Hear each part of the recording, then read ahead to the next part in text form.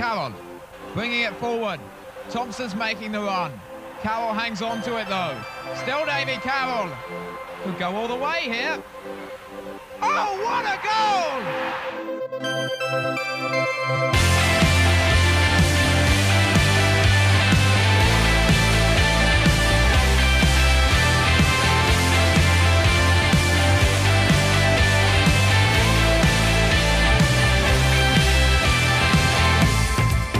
Hello, I'm Phil Catchpole and welcome to another midweek edition of Ringing the Blues. On the show we have all the action and reaction from the midweek trip to Birmingham City, including the opposition view. We'll also hear from Richard Dobson and Scott Kashket. Plus we preview the trip to the City Ground when Wycombe take on Nottingham Forest with Tom Hancock of Chairboys Central. It was the first trip to Birmingham City since 1994, where the Chairboys beat the Blues 1-0 courtesy of a Cyril Regis header. But what happened this time round? Let's find out.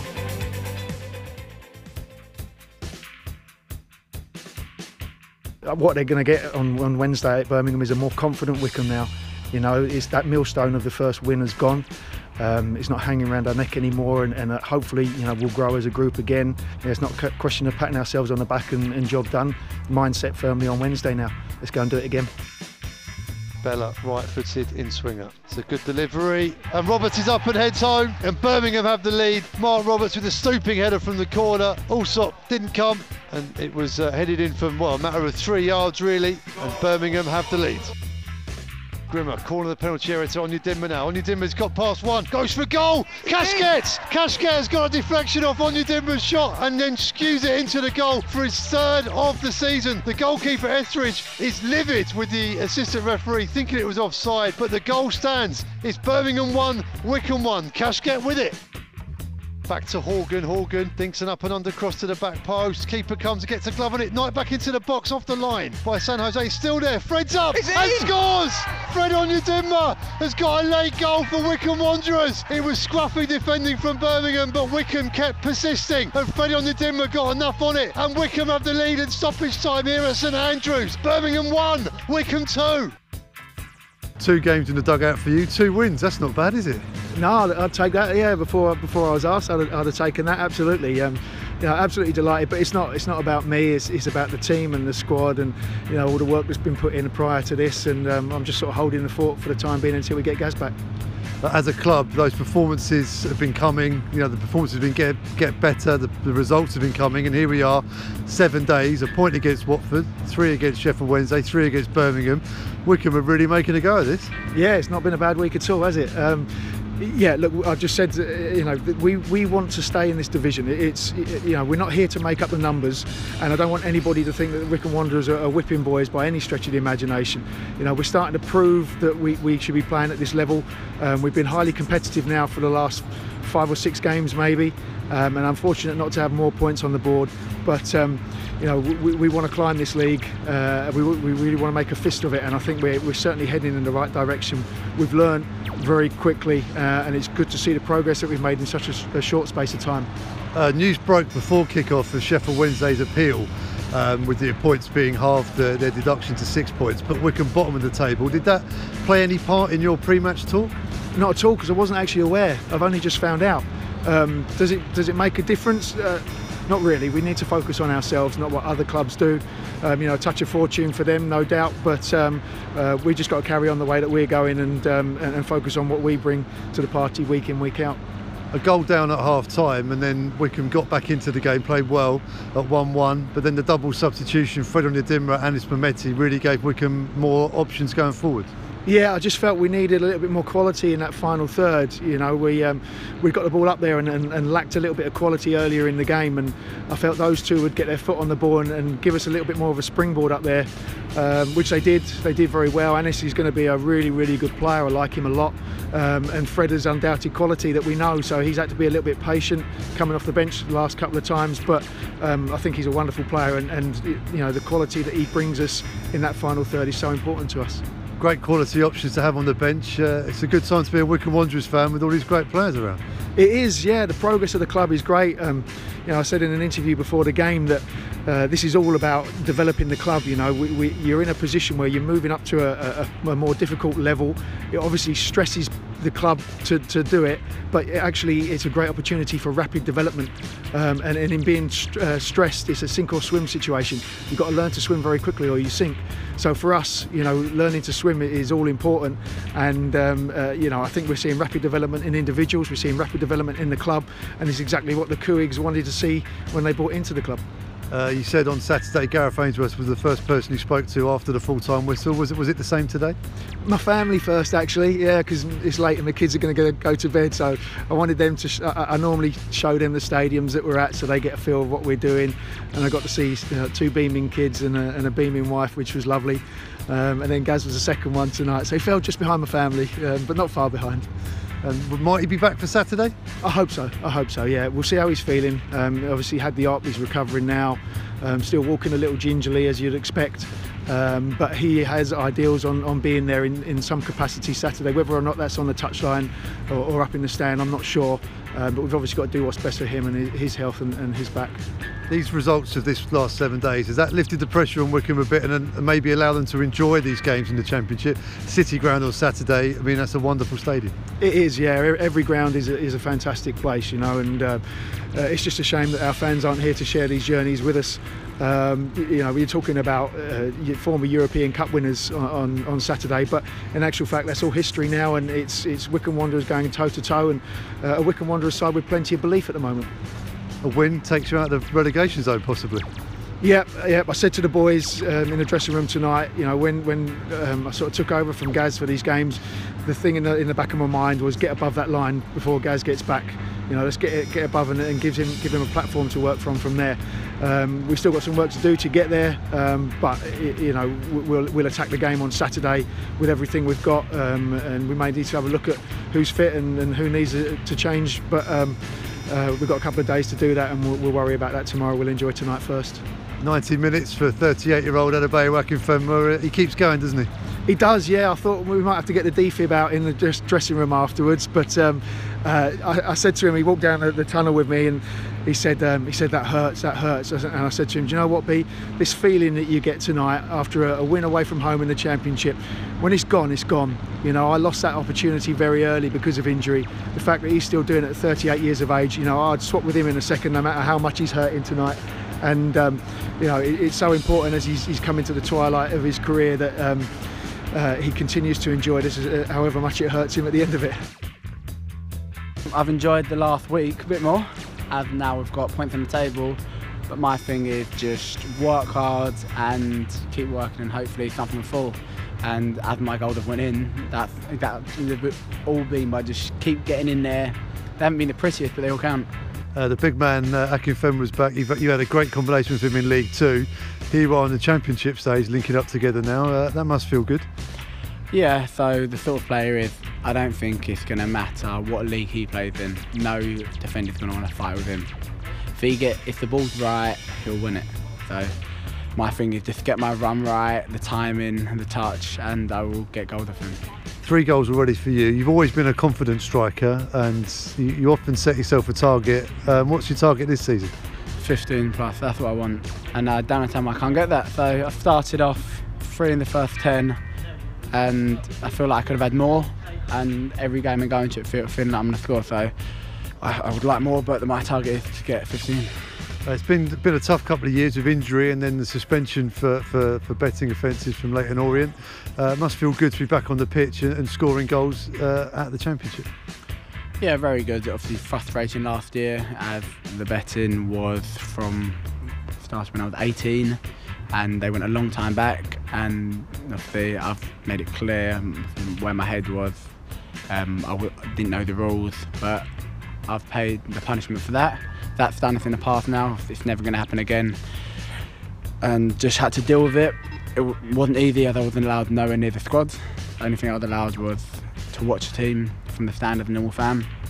So I struggled with that, but I just tried to keep myself fit, knowing there was a possibility of coming back to play, and then Corona happened, and it was just keep yourself fit for the playoffs. Didn't get the most time in that, but my thing was I didn't care if I played as long as we went up, and then I thought I'll get my chance in the Championship, and I'm getting it now. And I'd like to think so far I've taken my chances so far. You learn and grow as a person through your downfalls, So as hard as it was, I would like to think it strengthened me for the future.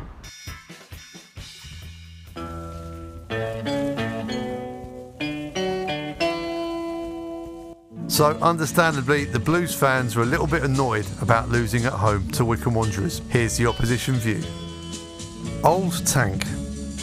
Their first goal was offside, which sucks, but they deserve so much from the game. They were all over us second half, and we couldn't deal with it. They ran us ragged, and we couldn't get near them. Limod. We got what we deserved. We had an awful second half, and it was a comedy of errors for the goal at the end. We had 3 chances to deal with it. Wagger. It was daft from Etheridge to come out like that for the goal.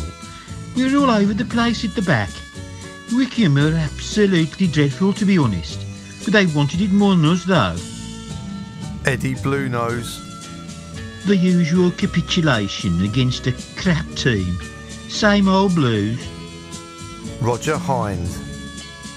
They never laid a glove on us. Scored a deflected goal that was a mile offside when the lad didn't even know it was coming at him.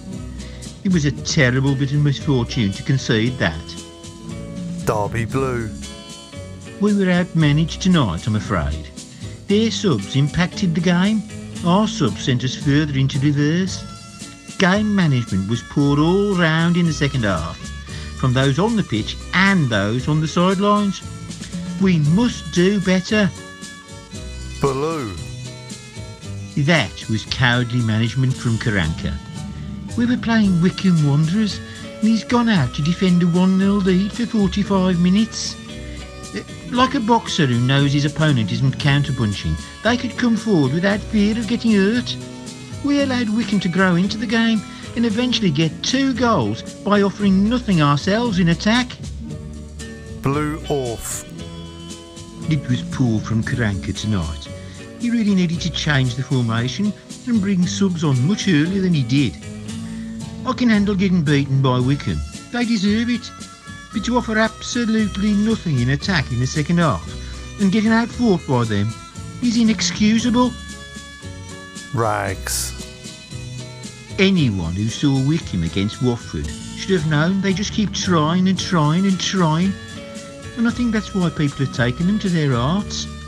They might have a shocking lack of talent and quality, but they made us look completely useless.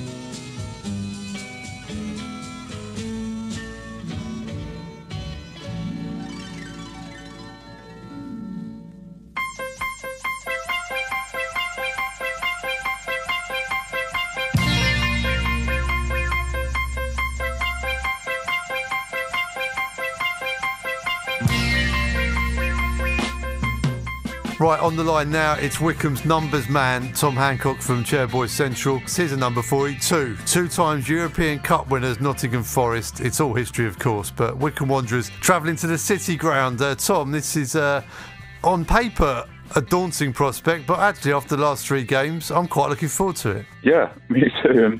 I mean, why wouldn't we? And another one for you, actually, they're one of only 2 teams to reach 2 European Cup finals and win them both.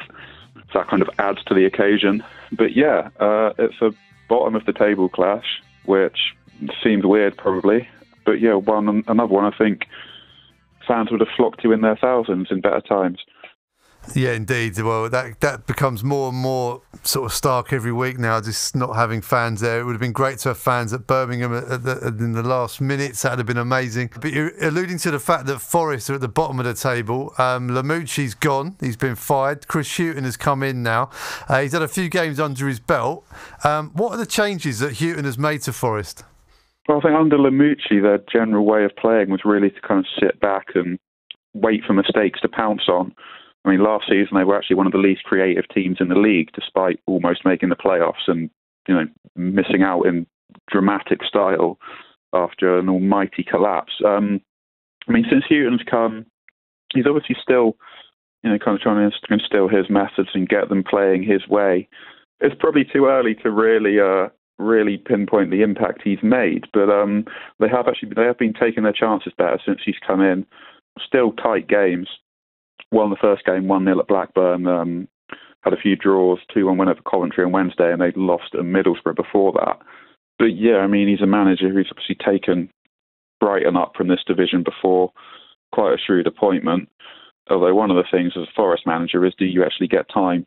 Do you get enough time to turn things around? He's the 34th manager they've had in 27 years since Brian Clough retired. So, what's the system and who are the players that Wycombe fans should be looking out for?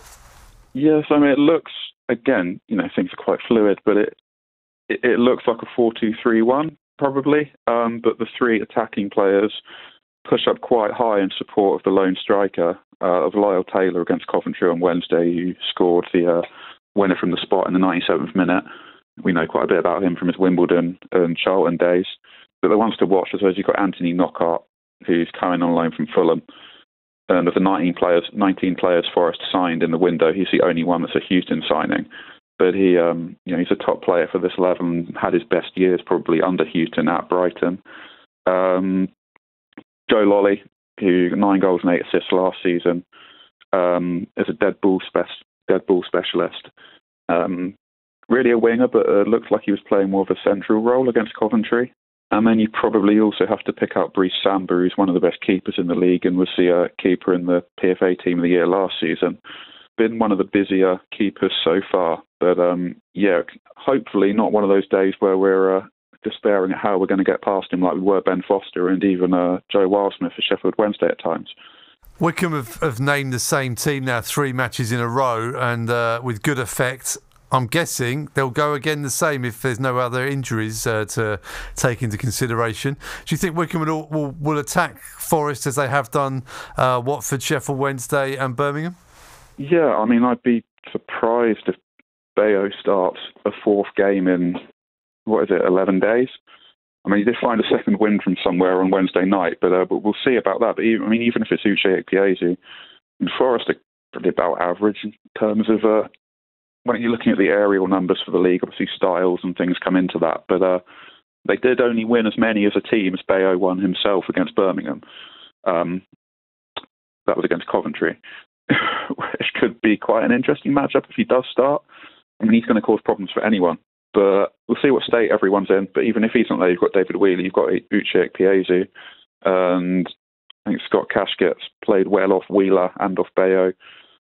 Could probably do the same off Uche. Obviously, he's got a bit of learning to do off the big man, as Gareth has said. But I don't see that we changed the game plan significantly. I think at the moment we're doing what works and making little tweaks here and there. The subs had a big impact against Birmingham.